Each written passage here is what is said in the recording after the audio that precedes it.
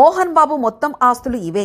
ఎవరెవరికి ఎంత ఇచ్చాడంటే కలెక్షన్ కింగ్ మోహన్ బాబు మరియు ఆయన కుమారుడు మనోజ్ మధ్య కొంతకాలంగా గొడవలు జరుగుతున్నాయి. మనోజ్ మొదటి నుంచి ఈ గొడవలు ఆస్తుల కోసం కాదని ఆత్మగౌరవం గురించి అంటూ ప్రకటిస్తున్నా తాజాగా ఈ వివాదం ఆస్తుల విషయంలో తిరుగుతుంది.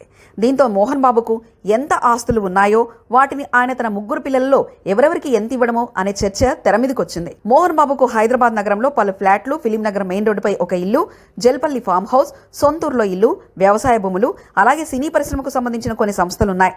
వీటన్నిటి విలువ సుమారు 600 కోట్ల రూపాయల పైనే ఉండడం అంటున్నారు. ఫిలిం నగర్లోని ఇంటిని లక్ష్మి పేరు మీద రాయడం, విష్ణుకి 24 ఫ్రేమ్స్ ఫ్యాక్టరీ, విద్యానికేతన్ వ్యవహారాలు అప్పచెప్పడం జరిగింది. హైదరాబాద్ శివార్లోని ఒక ఫ్లాట్ని మనోజ్కి ఇవ్వడం జరిగిందని చెప్తున్నారు. అయితే జల్పల్లి ఫామ్ హౌస్ కోసం మనోజ్ అడుగుతున్నాడని, కానీ మోహన్ బాబు ఈ ఆస్తులు నా సంపాదన, నేనెవరికి ఇవ్వాలన్నా నా ఇష్టం అంటూ స్పందించినట్లు సమాచారం.